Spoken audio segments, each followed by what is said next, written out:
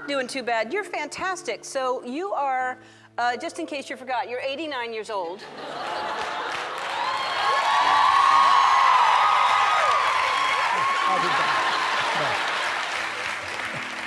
When are you turning 90? What's your birthday?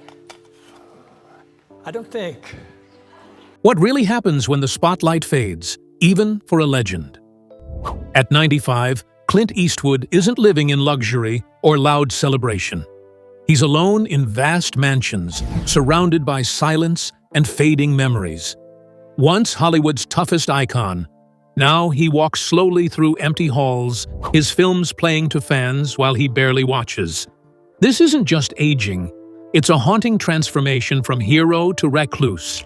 Why does a man who gave everything to the screen now live like a ghost in his own story? Stay with us, because the ending of Clint Eastwood's real-life movie might be the quietest of all. From silver screen hero to quiet solitude. There was a time when Clint Eastwood didn't just star in westerns, he defined them.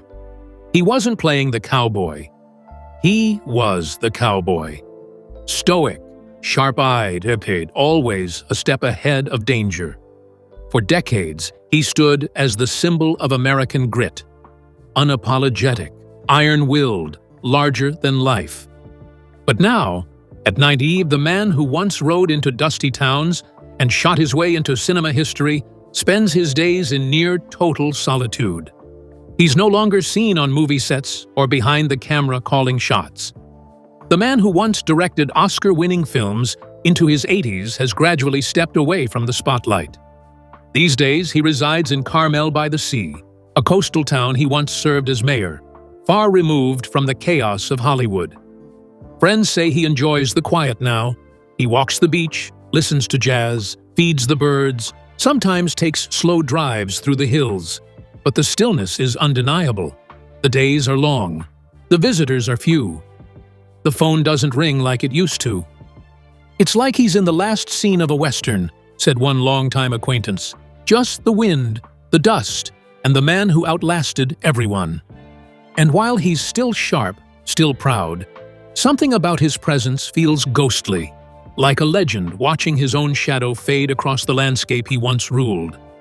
But though the energy has dimmed, the mind of Clint Eastwood hasn't fully shut its doors.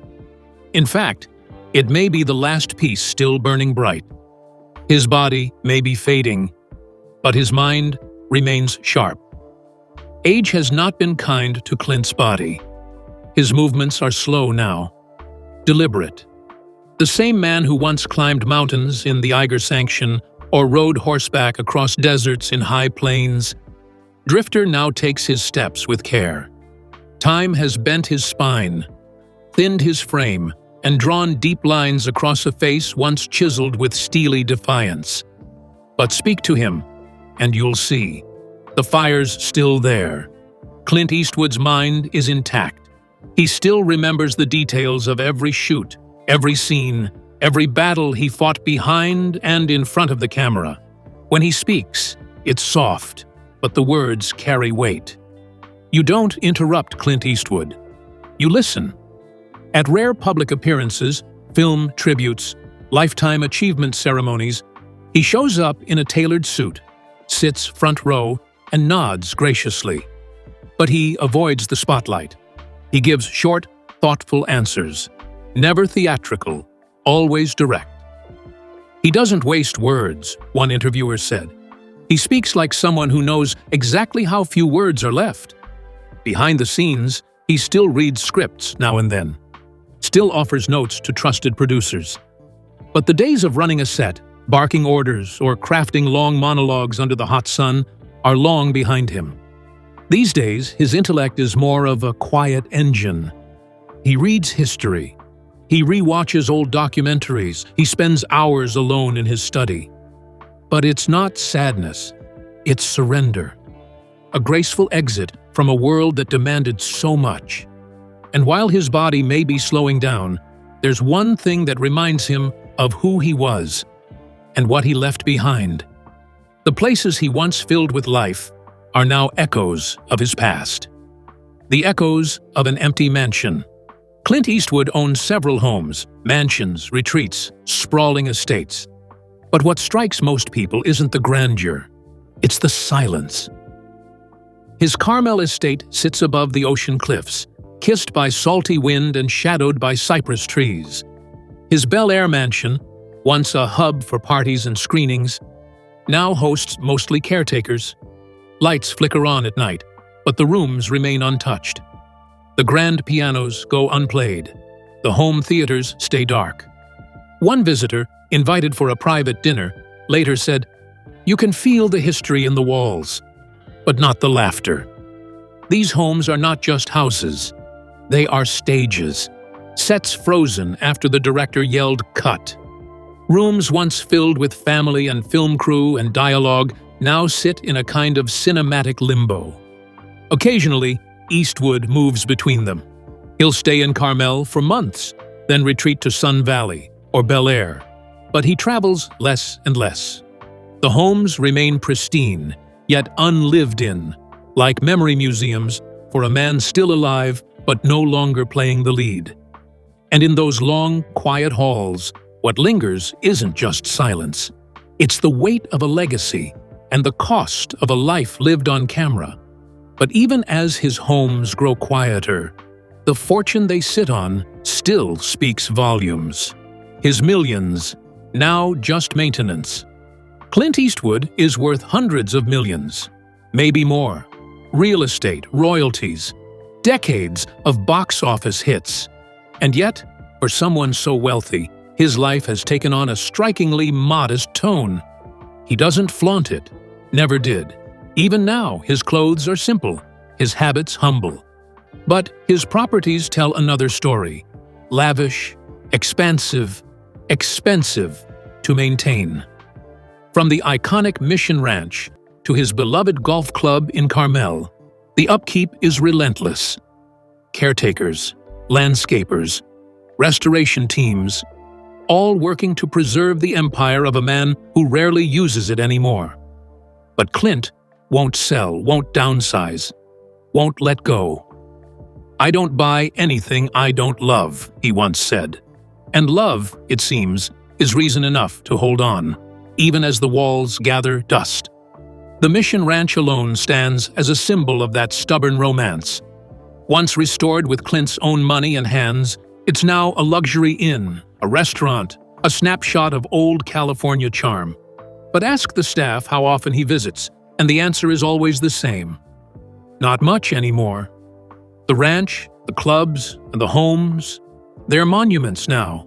Beautiful, haunting, and mostly empty. And that emptiness doesn't just belong to the buildings, it's starting to surround the man himself. A ghost town of fame. There was a time when Clint Eastwood couldn't walk down a street without turning heads. Photographers chased him through airport terminals. Paparazzi camped outside his gates. Journalists waited for quotes, for glances, for anything that hinted at the next move from Hollywood's most stoic star. But those cameras are long gone now. The man once surrounded by fellow icons, McQueen, Bronson, Newman, is now one of the last still standing. Many of his peers are no longer here. And the newer generations of stars? They admire him, yes, but they don't know him. Not really. "He's like a myth now," said one young actor. "We grew up on his movies, but none of us have ever seen him." In Bel Air and Carmel, Clint keeps to a tight circle, not out of arrogance, but necessity. His energy is precious. His days are slow. And his trust, after decades in the public eye, is limited. Those who still visit are longtime friends, old colleagues, and the rare few who don't treat him like a relic. But even that circle is shrinking. Some of his oldest friends have passed on. Others have faded into memory. Fame, once a crowd that followed him everywhere, has become a ghost town. Familiar faces are gone. Familiar voices, silent. And the parties, the premieres, the celebratory toasts, they belong to another lifetime. "Solitude," Clint once said, "isn't always loneliness. Sometimes it's just quiet after the storm." But there's something undeniably hollow about a man who spent his life in front of the world now living mostly behind closed doors. And while the world still whispers his name, the people closest to him, his family, are mostly watching from afar. Family from afar. Clint Eastwood has 8 children with 6 different women. A sprawling, unconventional family tree woven through decades of fame, romance, and reinvention. Some of his children have followed in his footsteps, dabbling in acting, music, and filmmaking. Others have chosen quieter paths, but few live close. And fewer still visit often. Despite his towering legacy, Clint has always been a quiet father. Present in his own way, but never overbearing.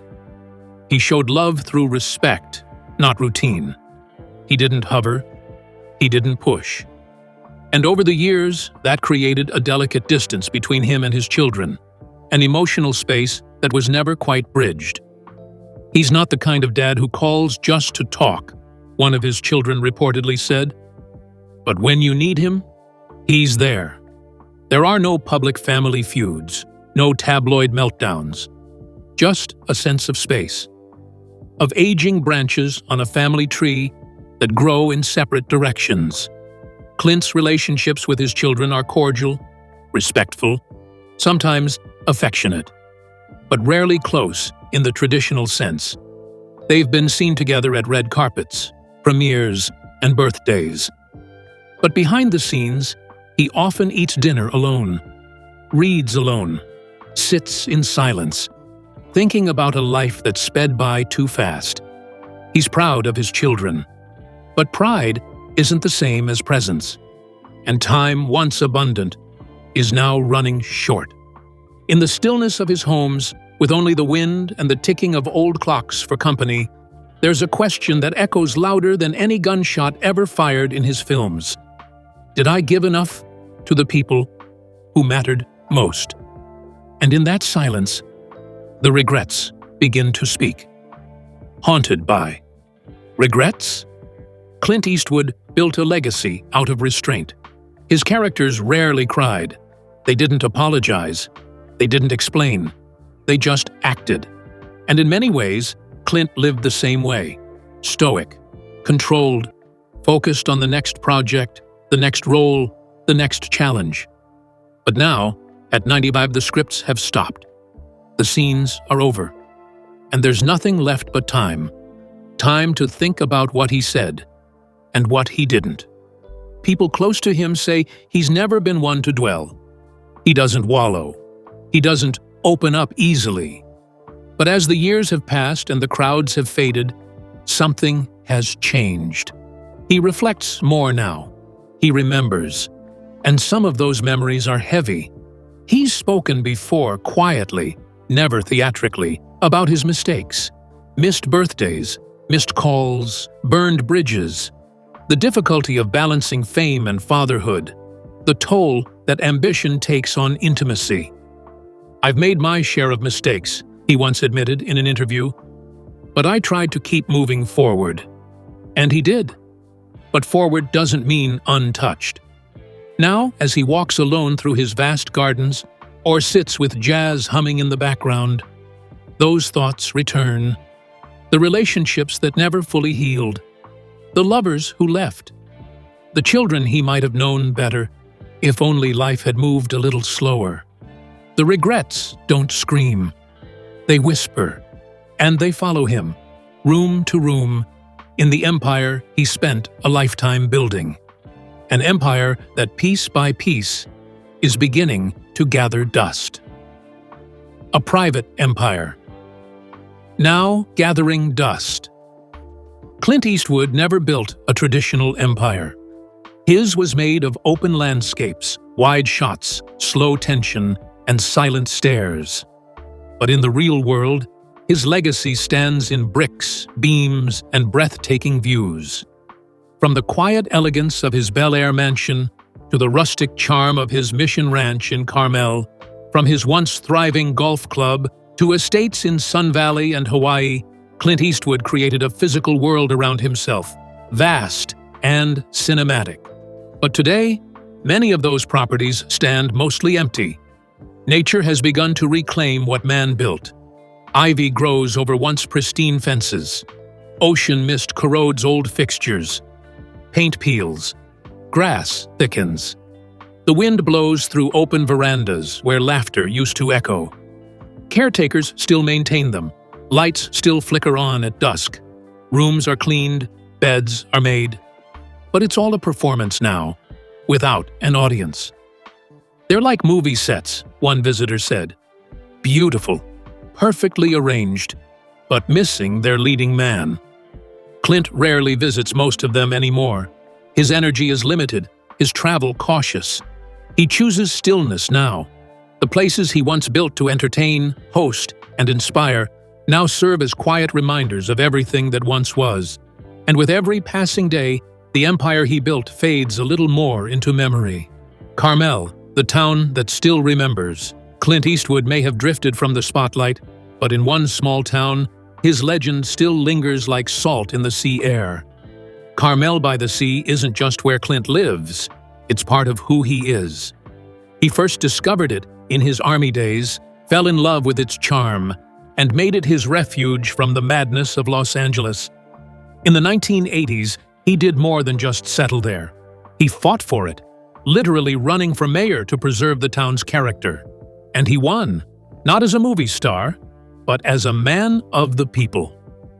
Locals still speak of him with admiration, not for the Oscars or the box office, but for saving their beaches, fighting for zoning laws, and restoring crumbling landmarks. He never acted like a celebrity, said one longtime resident. He acted like a neighbor. But today, the man who once walked the streets of Carmel with purpose and pride now does so far less. His presence is rare. His steps are slower. Some say he walks the beach at dawn or sits quietly at the edge of the Mission Ranch, gazing at the sheep pastures he once personally restored. Others haven't seen him in months. He saved the town, one local put it, and now the town saves his memory. Carmel remembers him even as he begins to disappear from it. A living legend who's already becoming part of the landscape, like the cliffs and pines, always there, but not always visible. And at the heart of that memory sits the place he once called his greatest labor of love, the Mission Ranch. A love story in decay, Mission Ranch wasn't just a property. It was Clint Eastwood's passion project, a dream, a legacy. In the mid-1980s, he rescued the dilapidated farmhouse and surrounding land from commercial developers who planned to flatten it for condominiums.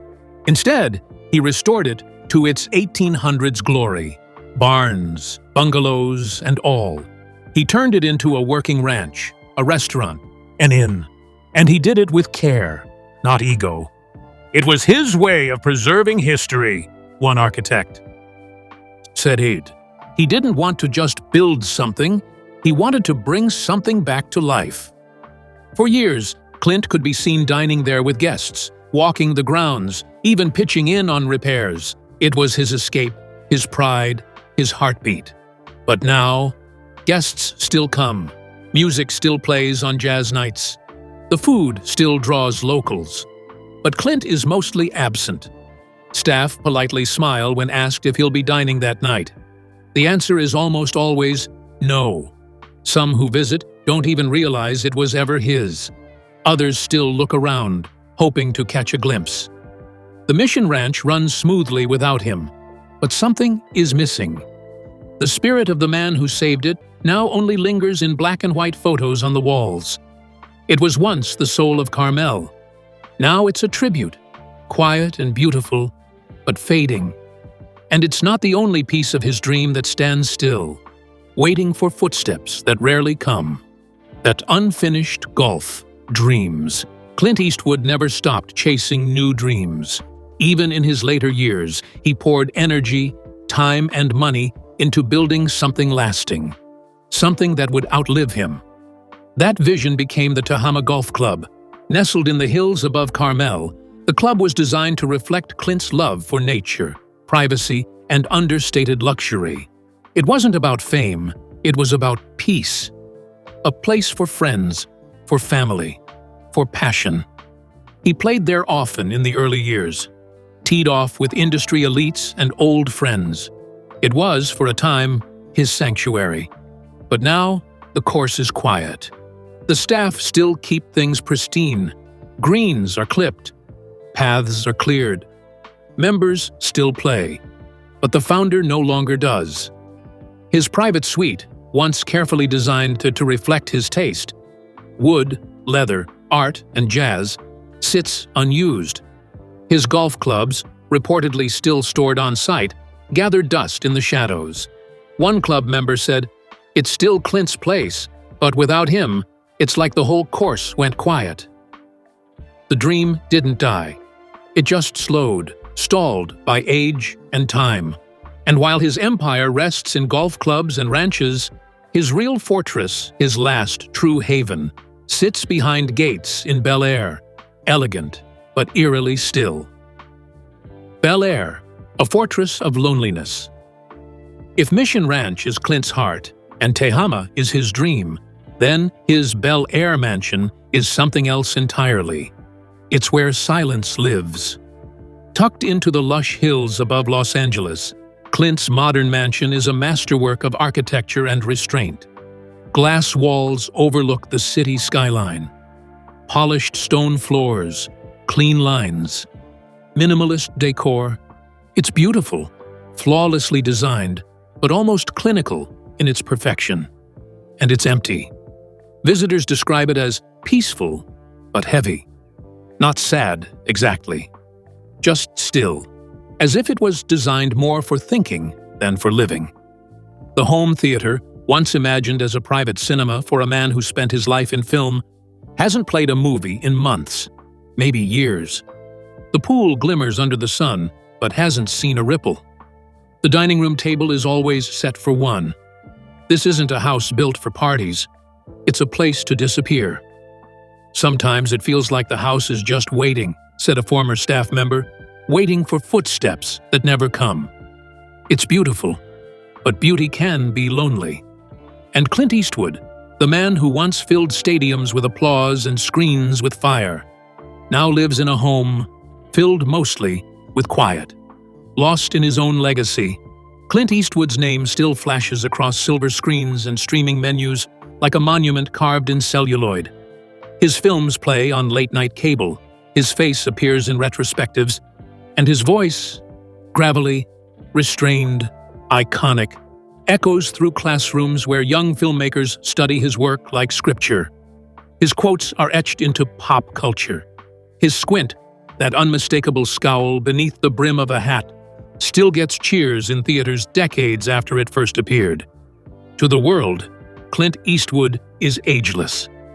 He's still Dirty Harry, still the man with no name, still the last gunslinger standing in a town full of ghosts. But Clint doesn't watch his movies anymore. "I've seen enough of me," he once said with a shrug. It wasn't self-deprecation. It was resignation.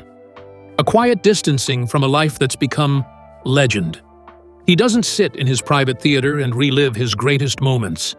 He doesn't scroll through accolades or pull down dusty awards from shelves. There's no shrine in his home to what he once was. And maybe that's the most Eastwood thing about him. Even in solitude, he refuses to idolize himself. It wasn't modesty, it was detachment. The kind that comes after spending over half a century building a cinematic empire, only to realize that when the cameras stop rolling, what's left isn't applause, it's silence. Clint created a legacy of masculinity, silent, stoic, and fiercely independent. He redefined the Western, redirected the American action hero, and reshaped the very idea of what strength looked like on screen. But legacy, like any long shadow, can begin to feel heavy. It can trap as much as it honors. Now, walking alone through the gardens of his Carmel retreat, or down the long hallways of his Bel Air home, Clint is surrounded by that legacy. It's in the photos on the walls, the films playing in rooms he no longer enters, the magazine covers framed beside windows. It follows him, reflects him, but it no longer touches him. To the world, he's immortal. But to himself, He's just a man slowly fading out of the frame, a witness to his own myth, living quietly on the other side of the screen. Sometimes he seems to welcome the forgetting, because in that forgetting, he's found what most men in his position never do. Stillness. Not adoration, not noise, just the absence of it. But stillness isn't always peace. Sometimes stillness is the long, slow hum of time closing in, not with a bang, but with the soft creak of a door gently shutting behind you. Holding on to silence. Those who still visit say Clint Eastwood speaks less than ever. He used to tell stories, long, winding stories about the old studio days, about bad weather on set, about John Ford, about missed cues and magic takes. But now, when company arrives, there are more pauses than punchlines. Sometimes he'll talk about the weather, sometimes an old car he used to drive. Occasionally, a bit of jazz will spark a memory. But mostly, he listens. He sits out on his porch in Carmel, wrapped in a light sweater even on warmer days, watching the fog roll in from the ocean. He walks slowly through his gardens, brushing his hand along the leaves like they're old friends. The breeze moves around him, carrying the scent of pine and salt. He doesn't rush. He never did. He eats simply. Eggs, toast, black coffee in the morning, a glass of red wine at night. There's no extravagance, no staff bustling around, just routine, a rhythm of stillness. He reads mostly history, biographies, and old Western novels. Sometimes he plays an old record, Miles Davis, Brubeck, Coltrane. The music fills the space where words used to be. He doesn't hum along. He just listens. There are no more monologues, no speeches, no rehearsals. Not because he can't, but because he doesn't need to. It's not that Clint Eastwood has given up. It's that he's finished talking. After decades of characters who spoke in action rather than words, he's living the role he played so many times. The quiet man who leaves it all behind without saying goodbye. He's said everything he had to say. Through his films, through his work, through his silences. To some, this feels like peace. To others, feels like a farewell stretched across years. A slow dissolve instead of a sudden cut. He doesn't need applause. He doesn't crave attention. He's not searching for redemption, or legacy, or final validation. But there's a melancholy in that quiet, a gravity, a sense that the man who gave the world so much now receives only the sound of wind through trees, and memories that flicker like old reels in a projector no one runs anymore. And when he closes his eyes during those long, quiet afternoons, you wonder, is he remembering a face from long ago? A shot he never got right? A line of dialogue that meant more than anyone knew? Or is he simply letting go, one breath at a time? Because what's coming next for Clint Eastwood isn't another take. It's the final frame, a quiet ending for a loud life. Clint Eastwood didn't just act, he defined. He didn't just direct, he commanded. He didn't just age, he endured. He changed how men were seen on screen. He gave silence meaning. He made grit poetic. Now, at 95, his story is nearly written, not with scandal, not with spectacle, but with solitude. He lives out his days surrounded not by flashing cameras, but by the shadows of who he used to be. A cowboy without a horse, a director without a set, a giant, gently disappearing. And maybe that's the way he always wanted it. No applause, no farewell tour, just a slow fade into the same sunset he once rode toward on film after film. He changed Hollywood, changed stories, and when the credits finally roll on Clint Eastwood's life, they'll do so in silence. Because the man who once said so much with so little is now saying goodbye the same way, quietly. Clint Eastwood's life at 95 is quiet, distant, and far from the spotlight he once owned. A legend living in silence. If this story moved you, let us know in the comments. Don't forget to like, subscribe, and hit the bell for more stories that matter. Thanks for watching. Thanks for watching. Thanks for watching.